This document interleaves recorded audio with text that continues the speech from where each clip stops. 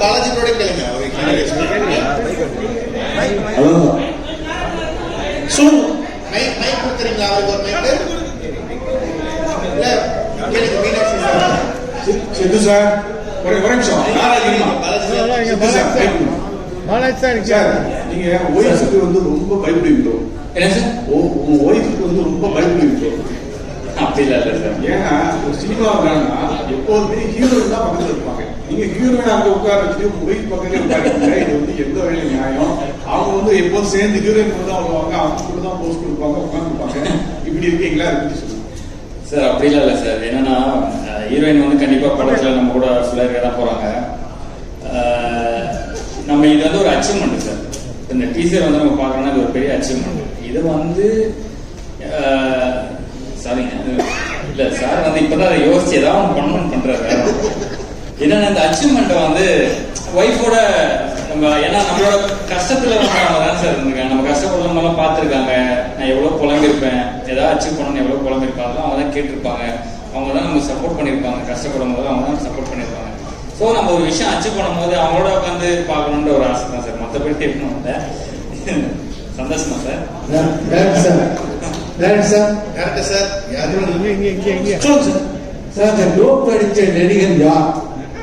Sorry sir, கேட்கல sir. Dope அடிச்சுட்டு வந்தார் நம்ம நடிகர், முன்னணி நடிச்ச நடிகர் யாரு? அதை ஓப்பனா சொல்லுங்க தயவு செய்து.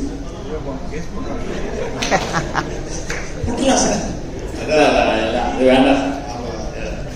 ஆக்சுவலா இவ்வளவு உழைச்சு இந்த படம் எடுத்துட்டு வந்திருக்கோம். இப்ப அதை நான் பேசினேன்னா அதுதான் நியூஸ் ஆகும். அதுக்கு நம்ம இவ்வளவு உழைக்கல. பட் அது வேணாம், தப்பா எடுத்துக்காங்க, தவறா எடுத்துக்காங்க. அதை நான் சொல்லலாம், எல்லாருக்குமே தெரியும். பட் நம்ம அதை அவாய்ட் பண்ணிக்கலாம் சார். இப்ப நான் கண்டிப்பா அதுக்கு ஆன்சர் சொன்னா கண்டென்ட் வந்து அதான் சார் போகும். இதெல்லாம் நம்ம பேசுறீங்க இல்ல சார். அந்த நெகட்டிவிட்டி வேணாம் சார், விட்டுருவோம் சார். இல்ல அதை வெளியில சொன்னீங்கன்னா அடுத்து வரக்கூடிய தயாரிப்பாளர்களை காப்பாற்றலாம்ல. நான் உங்களை என்ன காப்பாத்திக்கணும் சார்? அதாவது கொஞ்சம் காரணம் காட்டி Siddhu, Siddhu sir sir sir sorry sir, நீங்க பேச கேட்கல. மைக் கரெக்டா சார் இது பண்ணிக்கோங்க. ஹலோ, கேக்குறதா? சார். ப்ரொட்ராக்டட் ஸ்ட்ரகிள் ஒரு முதல் படமே ஹெவனா வந்திருக்கு. அந்த டார்க்னஸையும் சொல்லுங்க, பிரைட்னஸையும் சொல்லுங்க. And you got a very very rosy great future. Sir sir இல்ல, அதாவது என்ன சொல்றாங்கன்னா முதல் படத்திலே வந்து ஹெவனும் வந்திருக்கு, டார்க்கும் வந்திருக்கு. ஹெவனும் வந்திருக்கு. உங்களோட dark side of the life you all know. நிறைய மீறி வந்திருக்கீங்க. You are wish you a very great future. Rosy சைடையும் சொல்லுங்க, அந்த டார்க் சைடையும் சொல்லுங்க of your first movie. The bright, அதாவது முதல் படத்துல உங்களுக்கு ஹெவனா இருந்தது என்ன, அதாவது ஹெல்லா இருந்தது, டார்க்கா இருந்தது என்ன அப்படின்றத அவர் கேட்கிறார் கேள்வியா. ஓகே, ஸோ ஹெவனா இருக்கிறத நான் ஃபர்ஸ்ட் சொல்லிடுறேன். என்னன்னா ஃபர்ஸ்ட் இந்த ப்ராஜெக்ட் நமக்கு கிடைச்சதே ஒரு ஹெவன் தான் சொல்லணும். அதான் சொல்லல, அந்த ஒரு பேட் டைம் தாண்டி ஒரு குட் டைம் ஒரு நான் வந்தேன்னு சொன்னேன் சார். அது இந்த ப்ராஜெக்ட் கிடைச்சதே எனக்கு வந்து ஒரு ஹெவன் தான் சார். ஏன்னா இது ஒரு சூப்பரான ஒரு ப்ராஜெக்ட். இது அவ்வளோ ஈஸியாக அமையாது இல்லை. இந்த மாதிரியான ஒரு கேரக்டர், ஒரு ஆர்டிஸ்ட்டுக்கு வேறு என்ன வேணும்? நம்மளை வந்து நம்ம சேலஞ்சிங்காக நம்மளை ப்ரெசென்ட் பண்ணிக்கணும் தான் எல்லா ஆர்டிஸ்டும் நினைப்பாங்க. ஸோ அது இந்த மாதிரி ஒரு நல்ல டீம், நல்ல கதை, ஒரு சூப்பரான ஒரு ப்ராஜெக்ட் நமக்கு கிடைக்கும் போது அதுவே ஒரு பெஸ்ட் ஒரு மூமெண்ட்டாக நான் பார்க்குறேன். இது என்னோட ஹெவன் தான் நான் சொல்லுவேன். அதான் சார் டார்க் வந்து என்ன சொல்லணும் அப்படின்னா, நைட்டு தூங்க விட மாட்டேங்கிறான்னு சொல்றாங்க.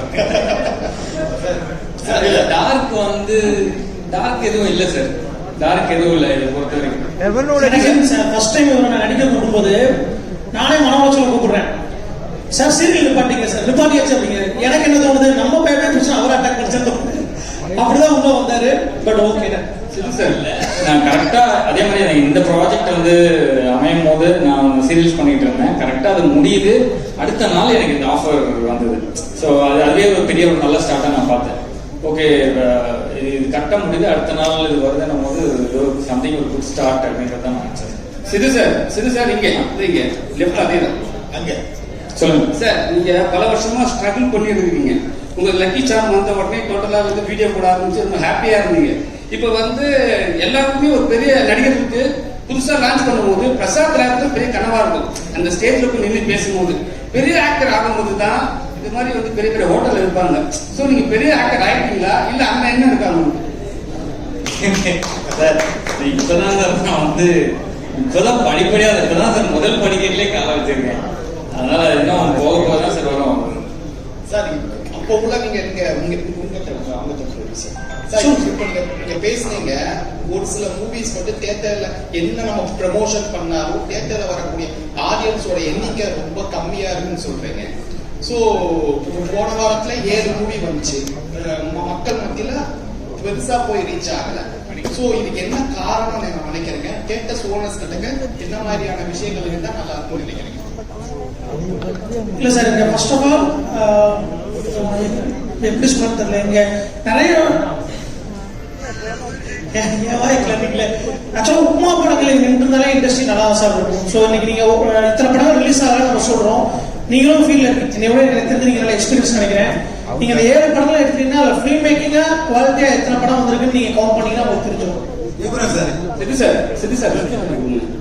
சார் எப்பவுமே வந்து நீங்க வீடியோ வந்து நான் கஸ்டம் பிளஸ் வந்து படத்தை பத்தி கேட்கிறேன். வீடியோ வந்து உங்க ஒய்ஃப் கூட போடுவீங்க, அப்புறம் உங்க மச்சினிச்சு கூட எல்லாம் வந்து பேசுவீங்க, அப்போ வந்து ஒரு கிளாஷ் ஆகும் இல்ல வீடியோலே. ஸோ வந்து கண்டிப்பா ஷூட்டிங்ஸ் தான் வந்திருப்பாங்க. ஹீரோயின்ஸ் கூட வந்து முத்த காட்சிலாம் இருக்கும்போது என்ன ட்ரீட் பண்ணாங்க, அங்க என்ன நடந்தது, வீட்டுக்குள்ள பையன் நடந்தது. ஆனா நீங்க எதிர்பார்க்கற அந்த மாதிரி எந்த காட்சியுமே வைக்கலாம். அந்த மாதிரி கதையே இது இல்லை. அந்த மாதிரி காட்சியில எதுவும் வைக்கல. அதே மாதிரி இவர் பாக்குற லொகேஷனுக்கு வந்து நம்ம ஒய்ஃப் நம்ம கூட்டிட்டு போய் விடுறோம். ஏன்னா எனக்கே வந்து கழுத்துல இருந்து ஃபுல்லாவே கால் வரைக்குமே வந்து அவ்வளவு பாடி பெயின் நான் சொல்லியிருக்கேன். அந்த மாதிரி லொகேஷனுக்குலாம் நம்ம தயவுசெய்து நீங்களும் போயிடாதீங்க, நானும் போகல, ஒய்ஃப் எல்லாம் கூட்டிட்டு போகல. அந்த மாதிரி தான் சார். இங்க சார் சொல்லுங்க சார். இருண்ட சொர்க்கம் அப்படின்னு வந்து தமிழ்ல அழகா டைட்டில் இருக்கு. அது நீங்க இங்கிலீஷ்ல டைட்டில் வச்சுக்க, அதுக்கு என்ன காரணம்? முதல் படத்திலே வந்து சாரை வந்து போலீஸ் ஆபீசரா இறக்கிருக்கீங்க, அதுக்கு என்ன காரணம்? 2 கொஸ்டின். இல்ல நான் எல்லாரும் கேட்டேன், சார் தான் வந்தாரு கதை சொல்றாரு, அதான் ரியாலிட்டி. போலீஸும் நல்லா இருப்பாங்க, அந்த ஒண்ணும் இருக்கு. நான் ஒரு ஒஸ்ட்ல இருந்து நீங்க மேல போகும்போது எல்லாருக்குமே கதை சொல்றேன். ஆக்சுவலா சாரை பார்க்கறதுக்கு ஒரு 1 வீக் பிஃபோர் நான் 2 ஹீரோட கதை சொல்லியிருந்தேன். ஸோ எனக்கு அன்னைக்கு எந்த டைம்ஸ்ல நான் அந்த படத்தை மூவ் ஆன் பண்ணணும் அப்படிங்கிறது மட்டும் தான். ஸோ அன்னைக்கு எனக்கு கூட இருந்த 2 பேர் தான், சரண் ப்ரோ, இன்னொரு கோபால் சார். ப்ராஜெக்ட் எப்படி எடுத்துட்டு போனாங்கிறது மட்டும் தான் இருந்துச்சு. ஸோ எனக்கு இப்போ டீமாவே நாங்கள் பேசும்போது ஒரு சில கமெண்ட்ஸ் வந்து சொன்னாங்க. ஏன்னா சுத்து ப்ரோ போய் நீங்க பாத்தீங்கன்னா ஃபுல் அண்ட் ஃபுல் வந்து பியரோட தான் இருப்பாங்க. ஸோ எனக்கு ஒரு காப்பா செட் ஆகும் அப்படிங்கிற காஃபன் எனக்கு ரொம்ப இருந்துச்சு. இன்னொன்று நான் ஆக்சுவலாக D3க்கும் அப்போ நான் பேசினேன். சார் வந்து ராஜாராணி பண்ணிட்டு இருந்தாங்க, அவரோட ரீக்ரியேஷன் கூட எனக்கு ரொம்ப பிடிக்கும். என் பிரதர் தான் வந்து அதை அனுப்பிச்சு பார்க்க சொன்னாப்ல. ஐ திங்க் என் ஞாபகம் கரெக்டா தெரியும் நினைக்கிறேன், அது இன்னும் யூடியூப்ல இருக்கும்னு நினைக்கிறேன். அந்த வீடியோ எனக்கு அனுப்பிச்சு இவர் நல்லா பெர்ஃபார்ம் பண்றாரு. அப்போ சுத்தூர்ல எனக்கு தெரியாது, இவர் நல்லா பெர்ஃபார்ம் பண்றாரு, நீங்க பாருன்னு சொல்லி 2000 சம்திங் இயர் ஞாபகம் அனுப்புனாங்க. நானும் கால் பண்ணேன். ஸோ அதுக்கப்புறம் தான் நான் பிரஜன் சார்ட்ட நான் போனேன். இன்னொரு டைட்டில் என்ன அப்படின்னா, அந்த மேக்கரிங் ரொம்ப அழகாக இருக்கும் சார். கதை வந்து அந்த மேக்கரிங்கிற மலை கிராமத்துல ஒவ்வொரு 7 வருஷத்துக்கு அப்புறம் வரக்கூடிய ஜூன் மாசத்துல ஆண்கள்லாம் இறந்து போவாங்க அப்படிங்கிறது நம்பிக்கை. ஸோ அதனால அந்த டார்க் அப்படிங்கிறத நான் ஆட் பண்ணி டார்க் எல்லாம் வச்சுக்கலாம். சார் வணக்கம். இங்க இந்த பாருங்க, இந்த படத்தை வந்து அடர்ந்த காடு வனப்பகுதி கிடக்க காரணம் என்னன்னா, மலையில வந்து கேமராலாம் தூக்கி போறது கஷ்டமா இருந்துச்சுன்னு சொல்றீங்க. அங்க என்ன ஸ்பெஷல்? ஸ்பெஷல் இல்லை சார், மலை கிராமத்தில் எடுத்தா நல்லா இருக்கும், அவ்வளவுதான். வேற எங்க போயிருக்கு? பிக் பாஸ்ல இருந்து வந்திருக்கீங்க. பிக் பாஸ் இவ்வளவு சீசன்ல நிறைய பேர் சினிமாக்கு வந்துருக்காங்க, நிறைய பேர். ஆனா சினிமாவில் பெருசா சைன் ஆகல. அந்த ரெக்கார்டை நீங்க வந்து பிரீடிப்பீங்களா? ஏன் அந்த பிக் பாஸ்ல இருந்து வர்றவங்கன்னா அந்த சினிமாவில் பெரிய ஆளாக மாட்டாங்க, என்ன காரணம்? இது வந்து பிக் பாஸ்ல இருந்து வர்றனால அப்படின்னு கிடையாது. சினிமாவோட தர்ஸ்ட் இருக்க யார் வேணாலுமே வந்து பெரிய ஆள் ஆகலாம். இதுல பிக் பாஸ் அப்படின்றது கிடையவே கிடையாது. ஸோ நான் பிக் பாஸ்ல இருந்து வந்துட்டு அதனால நான் படம் பண்ண போறேன் அப்படின்றத ஒரு மைண்ட்ல நான் தாட்டா வச்சுக்கல. அது ஒரு பிளாட்ஃபார்ம், அது ஒரு ஷோ, அது முடிஞ்சது. அதுக்கப்புறம் நம்ம லைஃப்ல என்ன பண்ண போறோம் அப்படின்னு நான் யோசிச்ச போதுதான் படம் பண்ணணும். ஏன்னா என்னால முடியும்னு எனக்கு தெரியும், நல்ல ஒரு கேரக்டர் ரோல்ஸ் பண்ண முடியும் அப்படின்றது என்னோட நம்பிக்கை. ஸோ எப்பவுமே ஏதாவது ஒரு விஷயம் ஆரம்பிக்கும் போது நான் ஸ்கிராச்ல இருந்து தான் ஆரம்பிப்பேன். இப்போ பிக் பாஸ் போயிட்டு வந்துட்டோம் அப்படின்லாம் கிடையாது, இதுவுமே என்னோட ஸ்கிராச்ல இருந்து ஆரம்பிக்கக்கூடிய ஒரு விஷயம் தான். ஸோ ரொம்ப நம்பிக்கையோட இந்த பிளாட்ஃபார்ம் வந்திருக்கேன். கண்டிப்பா ஷைன் ஆகுவேன்னு நினைக்கிறேன் எல்லாரோட சப்போர்ட். Thank you sir. சார் இயக்குனர் சார், சார் வாங்க சார். சார் சொல்லுங்க சார். சார் அந்த சினிமாவில் ரொம்ப பல வருடங்களா ட்ரை பண்ணிட்டு நிறைய திறமையானவர்கள் இருக்காங்க. அந்த மாதிரிப்பட்டவங்களுக்கு பல பேருக்கு வாய்ப்பு கிடைக்க மாட்டேங்குது. ஆனா யாரோ ஒருத்தருக்கு கிடைக்கும் பொழுது அதை சரியா பயன்படுத்திக்காம யார் நமக்கு வாய்ப்பு கொடுத்தாங்களோ அவங்க நோவு அடிச்சுட்டு இந்த மாதிரி பணம் விரையெல்லாம் பண்ணிட்டு போறாங்க. இந்த மாதிரி உள்ளவங்களுக்கு நீங்க என்ன சொல்ல விரும்புறீங்க சார்? சார் ஒரு ப்ராஜெக்ட் வந்து நம்ம நம்பி தான் ஒருத்தரை கூப்பிடுறோம் சார். ஆக்சுவலாக ப்ராஜெக்ட் இல்லை, நம்ம லைஃப்லேயே யாருக்கு எந்த கமிட்மெண்ட்டும் நம்ம கொடுத்துட்டோம்னா அதை முடிக்கணும் சார். இல்லைன்னா கமிட்மெண்ட் கொடுக்கக்கூடாது. அதுதான் நான் நினைக்கிறது.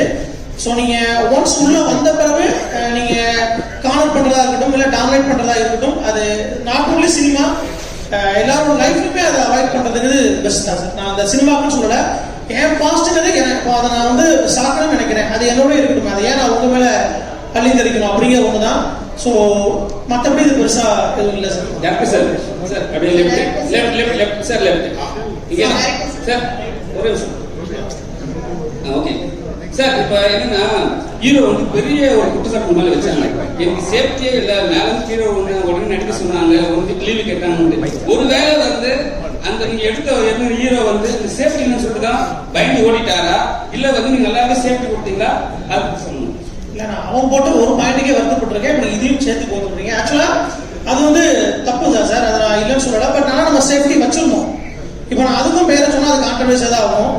ஓகே, இல்ல என்ன மேட்டர்னா, ஸ்டண்ட்ல வந்து யூஸ்வலா அதெல்லாம் நடக்கும். அது நான் சும்மா காமெடிக்காக நான் சொன்னேன்.